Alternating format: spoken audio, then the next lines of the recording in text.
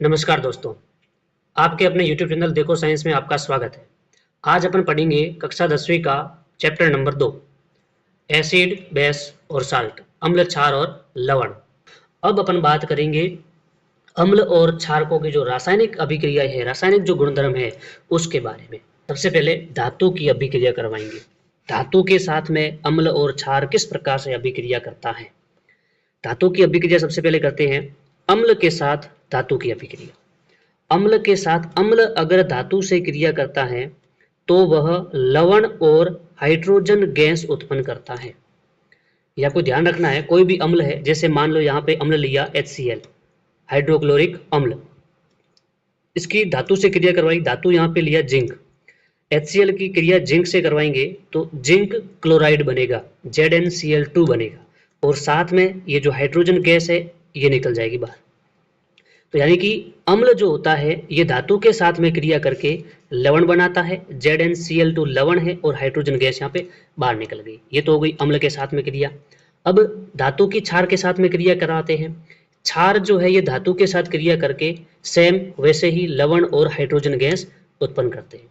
जैसे यहाँ पे एक अभिक्रिया देखते हैं, NaOH क्षार है सोडियम हाइड्रोक्साइड।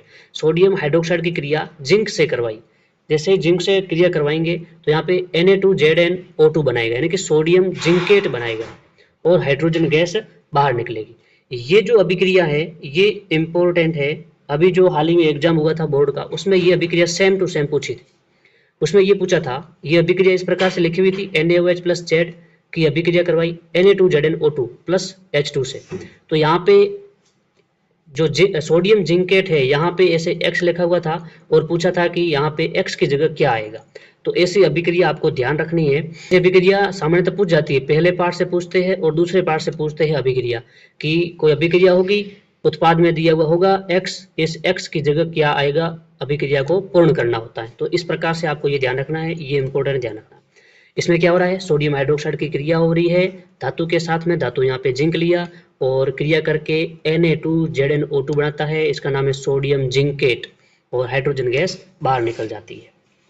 अब बात करते हैं पोप टेस्ट। पोप टेस्ट क्या होता है, हाइड्रोजन गैस, यहाँ पे जो हाइड्रोजन गैस निकल रही है इसी से ही पोप टेस्ट किया जाता है। कैसे, देखो, हाइड्रोजन गैस से निहित परखनली के पास जब एक जलती हुई मोमबत्ती को अपन लेके जाएंगे तो पोप की ध्वनि उत्पन्न होती है, और इस टेस्ट को हाइड्रोजन की उपस्थिति में दर्शाने के लिए इसका प्रयोग करते हैं। यानी कि जो हाइड्रोजन गैस निकल रही होती है, जब हम अभी अभिक्रिया करवाते हैं धातु की, अम्ल की धातु के साथ में जब क्रिया करवाते हैं या क्षार की धातु के साथ क्रिया करवाते हैं, तो लवण के साथ में जो हाइड्रोजन गैस निकल रही है, अगर इस गैस के पास में अगर अपन परखनली लेके जाएंगे, जलती हुई परखनली के पास में जलती हुई मोमबत्ती लेके जाएंगे, तो वहां पे पोप की ध्वनि की आवाज आएगी। तो पोप ध्वनि की आवाज आ रही है, यानी कि वहां पे वो हाइड्रोजन गैस है। तो ये पोप टेस्ट इस प्रकार से किया जाता है।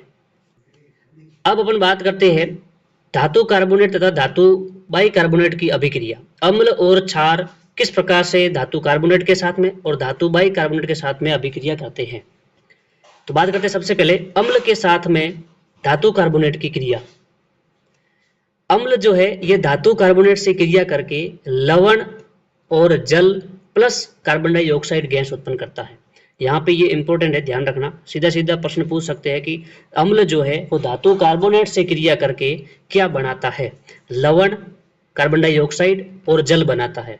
अगर अपन यहाँ पे एक अभिक्रिया की बात करें तो अम्ल लिया अपने HCl हाइड्रोक्लोरिक अम्ल और धातु कार्बोनेट से क्रिया करवाई। धातु कार्बोनेट यहाँ पे लिया सोडियम कार्बोनेट Na2CO3, धातु कार्बोनेट से क्रिया करवाई तो क्या बन जाएगा, यहाँ पे जो क्लोरीन है ये इस NaCl से क्रिया करेगा और यहाँ पे लवण बनेगा NaCl, सोडियम क्लोराइड, और साथ में CO2 गैस निकलेगी बाहर, और यहाँ पे हाइड्रोजन, ये H2O, हाइड्रोजन और ऑक्सीजन मिलके जल बना देगा, जल यहाँ पे बाहर निकल जाएगा। तो यानी कि अम्ल जो है वो धातु कार्बोनेट से क्रिया करके लवण, कार्बन डाइऑक्साइड और जल बनाता है। इसी प्रकार से अम्ल धातु बाइकार्बोनेट से क्रिया करके क्या बनाता है, सेम वही बनाता है, लवण, कार्बन डाइऑक्साइड और जल। अम्ल धातु कार्बोनेट हो या धातु बाइकार्बोनेट हो, इन दोनों के साथ में मिलके लवण, कार्बन डाइऑक्साइड गैस और जल बनाता है। इसी प्रकार से नीचे अभिक्रिया दे रखी है, HCl यानी कि हाइड्रोक्लोरिक अम्ल की क्रिया करवाई धातु बाइकार्बोनेट, सोडियम हाइड्रोजन कार्बोनेट से क्रिया करवाई तो यहाँ पे NaCl बनेगा, नमक बनेगा, साथ में CO2 गैस बनेगी और यहाँ पे H2O जल बन जाएगा। जल जो है ये गैस के रूप में यहाँ पे उड़ जाएगा। और क्षार के साथ में कोई क्रिया नहीं करता, ये चीज इंपॉर्टेंट है। जो आपको यूनिक चीज लगे वो चीज इंपॉर्टेंट होती है, वो सीधा सीधा एग्जाम में पूछते हैं। जैसे अभी अपन ने ऊपर बात की थी ये इसकी सोडियम जिंकेट की बात की, तो ये सोडियम जिंकेट यहाँ पे इंपॉर्टेंट है। सोडियम जिंकेट जो है ये चीज इंपॉर्टेंट है, यहाँ पे ये अलग दिख रहा है तो ये सीधा पूछ लिया था सवाल। इसी प्रकार से अब ये अलग लग रही है चीज, ये जो अलग लग रही है कि धातु कार्बोनेट और धातु बाइकार्बोनेट से क्रिया करके क्षार क्या बनाता है, कोई अभिक्रिया नहीं करता, यानी कि क्रिया करता ही नहीं है, तो ये चीज अलग है। तो ये एग्जाम में सीधा सीधा टपक जाएगा, ध्यान रखना। तो अब अपन बात करते हैं चूने के पानी का टेस्ट। उत्पादित कार्बन डाइऑक्साइड गैस, यानी कि जो कार्बन डाइऑक्साइड गैस यहाँ पे उत्पन्न हो रही है, यहाँ पे ये उत्पन्न हुई, यहाँ पे ये उत्पन्न जो हो रही है, इस CO2 को चूने के पानी से प्रभावित करते हैं तो पानी जो है वो कैसा हो जाता है, दूधिया हो जाता है। अब चूने का पानी का सूत्र क्या होता है, तो आपको यहाँ पे सूत्र ध्यान ये रखना है कि कैल्शियम हाइड्रोक्साइड होता है चूने के पानी का सूत्र। कैल्शियम हाइड्रोक्साइड ये चूने के पानी का सूत्र है। इसकी क्रिया जब CO2 से करवाते हैं तो यहाँ पे कैल्शियम कार्बोनेट बनता है और जल बाहर निकल जाता है। कैल्शियम कार्बोनेट जो है वो सफेद अवक्षेप बनता है, यानी कि सफेद रंग का अवक्षेप बनता है जिसका नाम है कैल्शियम कार्बोनेट। आगे बात करते हैं, अधिक मात्रा में कार्बन डाइऑक्साइड गैस प्रवाहित करने पर कैल्शियम कार्बोनेट प्लस जल की क्रिया जब CO2 से करवाते हैं तो यहाँ पे कैल्शियम हाइड्रोजन कार्बोनेट बनता है जो कि जल में घुलनशील होता है। अगर प्रश्न पूछे कि अम्ल धातु कार्बोनेट और धातु बाइकार्बोनेट से क्रिया करके CO2 गैस उत्पन्न करता है, उस CO2 गैस का चूने के पानी में टेस्ट किस प्रकार से किया जाता है, अगर ऐसा सवाल पूछे तो आपको यहाँ से ये इतना आपको लिखना है, ठीक है। तो ये चीज इंपॉर्टेंट हो जाएगी यहाँ पे। अब बात करते हैं अम्ल एवं क्षारक की परस्पर क्रिया। अपन 6ठी 7वीं 8वीं में ये चीज पढ़ते हैं कि अम्ल और क्षार मिलके लवण तथा जल बनाते हैं और इस क्रिया को अपन कहते हैं उदासीनीकरण अभिक्रिया।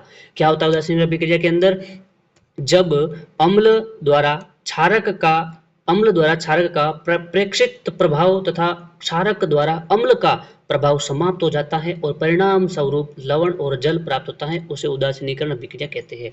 अगर आपको ये टफ लग रही है कोई दिक्कत नहीं है, बड़े मस्त रहो, मैं कह रहा हूँ ना, आप सीधे सीधा लिख दो अम्ल और क्षारक मिलके लवण और जल बनाते हैं, उसे अपन उदासीनीकरण अभिक्रिया कहते हैं। सीधा सीधा है कि अम्ल क्षार के साथ में क्रिया करता है, क्षार अम्ल के साथ में क्रिया करता है, मिलके लवण और जल बनाते हैं, जिसे अपन कहते हैं उदासीनीकरण अभिक्रिया।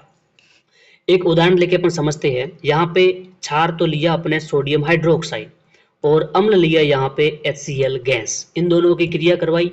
Na जो है सोडियम, ये इस क्लोरीन के साथ में क्रिया करेगा और हाइड्रोजन जो है इस OH के साथ में क्रिया करके क्या बना देगा, NaCl, और जल यहाँ पे बना देगा। यहाँ पे ये लवण हो गया, इसका नाम है इसको अपन नमक कहते हैं साधारण भाषा में, और सोडियम क्लोराइड, और ये जल बनता है, ठीक है। यहाँ तक अगर प्रश्न पूछे उदासीनीकरण अभिक्रिया किसे कहते हैं तो आपको ये परिभाषा लिखनी है और ये उदाहरण आपको एक समझाना है वहां पे। अब आगे देखो, प्रबल अम्ल तथा दुर्बल क्षार। अब मैं आपको यहाँ पे pH के बारे में थोड़ा सा बता ही देता हूँ कि दुर्बल अम्ल कौन सा है, प्रबल क्षार कौन सा है। तो यहाँ पे एक pH स्केल इस प्रकार से होती है जिसके ऊपर 0 से लेके 14 तक अंक लिखे हुए होते हैं। 1 0 1 2 3 4 5 6 7, फिर 8, फिर 9, फिर 10 11 ऐसे 14 तक अंक लिखे हुए होते हैं। मान लो यहाँ पे 7 है, ठीक है। तो अगर 7 से जो कम है संख्या pH मान, इसको अपन कहते हैं pH मान, 7 से अगर कम है तो वो सारे के सारे कैसे होते हैं, अम्ल होते हैं, ठीक है। और जो 7 से अधिक है वो होते हैं क्षार, अम्ल और क्षार, ठीक है। अब यहाँ पे देखो प्रबल अम्ल दे रखा है। प्रबल जो होता है, अम्ल 6-7 से कम होते हैं, तो प्रबल का मतलब है जो यहाँ पे 0 पे है, जो जितने भी pH मान वो सारे के सारे होते हैं प्रबल। और दुर्बल क्षार का मतलब है जो 7 के पास में, 7 जो होता है ये उदासीन होता है, जो 7 के पास में जो क्षार जितने भी pH मान होते हैं वो सारे के सारे होते हैं दुर्बल। तो यानी कि प्रबल अम्ल और दुर्बल क्षार मिलके अम्लीय लवण तथा जल बनाते हैं। इसी प्रकार से ये तो हो गया प्रबल अम्ल, और यहाँ पे ये होते हैं दुर्बल अम्ल, ये होते हैं दुर्बल क्षार और ये होते हैं प्रबल क्षार। तो इस प्रकार से ये होते हैं, ये अपन इसको आगे डिटेल में आगे भी पढ़ेंगे। अभी यहाँ पे इतना देखो, ये है प्रबल अम्ल, यहाँ पे है दुर्बल अम्ल, यहाँ पे है दुर्बल क्षार, यहाँ पे है प्रबल क्षार।